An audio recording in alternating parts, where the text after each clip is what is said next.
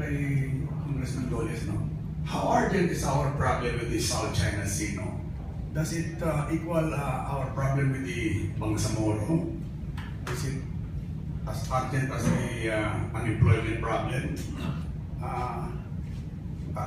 Many people, many quarters are pointing to the urgency of the situation. Ang isa na si dating Senator Leticia Sahani. But the administration does not even deign to convene the National Security Council. How is that? Well, I cannot answer why they're not convening the National Security Council. From your point, probably they think that their own security cluster can handle these very technical aspects of the problem. Now, I will, on how urgent, I will quote no less than the incumbent National Security Advisor, the Director General of the National Security Council, in a formal Senate hearing, where he said that the biggest threat we are facing today is external threat, not internal. And if we talk of external threat, it is not a threat from the east, no? From the north, but a threat coming from the our western side, the northwestern side, and that will be China. Could that be considered a lightened situation for Filipinos? That agency? In the long run, yes. Recto, papayag ka ba sa lugar mo, sa lupa mo, lote mo? Merong papasok na tao dyan. Isang yung pasok, kukunin niya. What would you do if an intruder would go inside your yard and pick up just a flower vase taken care of by your wife? Would that be a casus belli for you? Yeah. Of course. Okay. Related question now. You were advocating boycott their garments, you know. What if they fight back and refuse to import our bananas? There is a two-way trade going on, you know. Yeah. And we consider, suppose, China as one of our big markets for bananas. How do you consider this? Well, this effort is a private sector effort. Okay. And I agree with the government. The DFA issued a statement. I think the spokesman also issued a statement that they cannot speak about a boycott. This is a private initiative on my part, on our group, on the part of the USP Noise for Good Governance. Remember that they instituted that boycott on banana almost unprovoked just because of sila na yung pumasok sa Scarborough Shoal, sila pa nag-boycott ng banana natin. Pinasok na yung bahay natin, pinarusahan pa tayo sa pamamagitan ng boycott, unprovoked. No?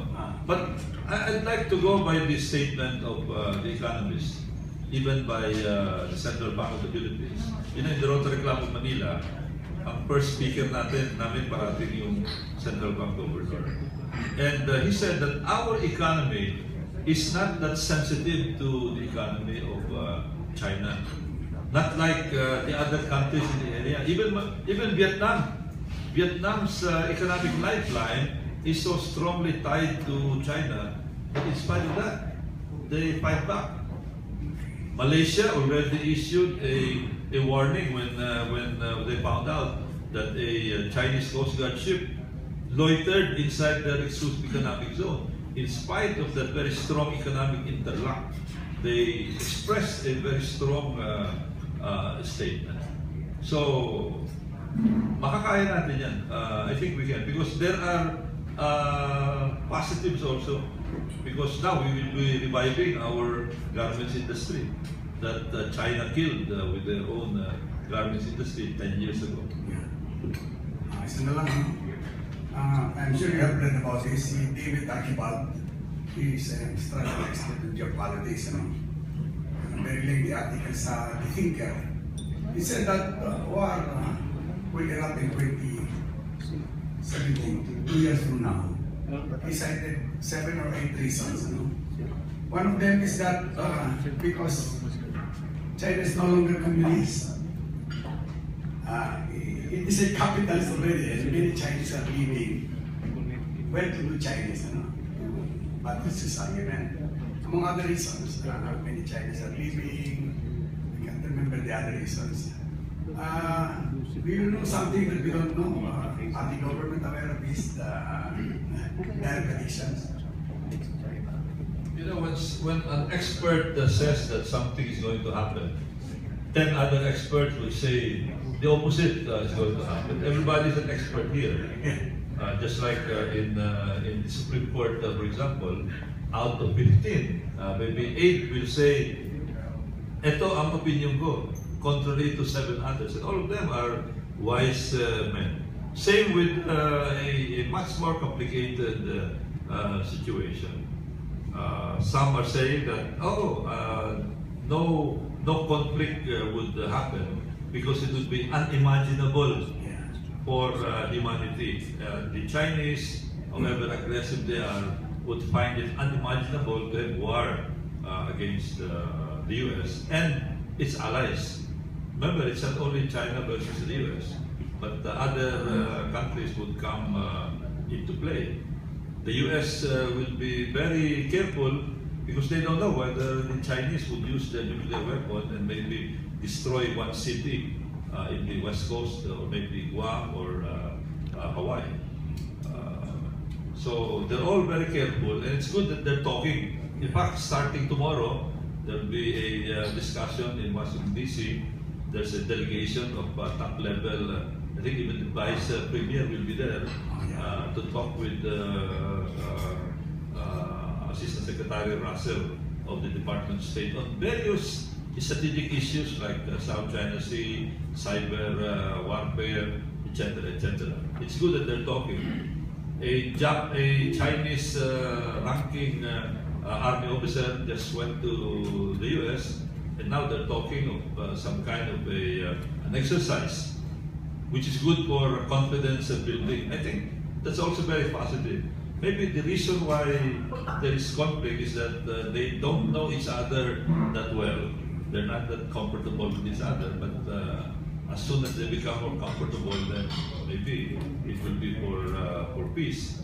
But as I said, there could be a miscalculation, just like what happened in 2001 when a Chinese fighter plane collided with a P-3 Orion of the US, resulting in the crashing of the Chinese fighter plane and the forced landing of the P-3 Orion. It's good that it was only to that extent, but there could have been an exchange of fire. For example, in the case of the P-8 Poseidon, the P-8 Poseidon is not just a surveillance plane.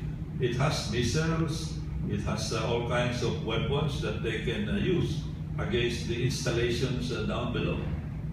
And if the US will make good their threat of deploying US Navy ships inside the 12 nautical mile limit of the Opiri Cross Reef, or maybe Johnson South Reef, then that will even be a more tension-filled situation that could result in a possible miscalculation. Thank you, Congressman. Would you believe that war is really unimaginable at this point? Oh, definitely, definitely. Because you're talking of different weapons. You're talking of the two top economic powers of the world right now. This is not going to be like Ukraine, although now there's tension there, even in the Baltic area. But this is different because we are talking of the hegemon, the US, and a country that wants to become the hegemon also. Okay, for me naman, allow me. There was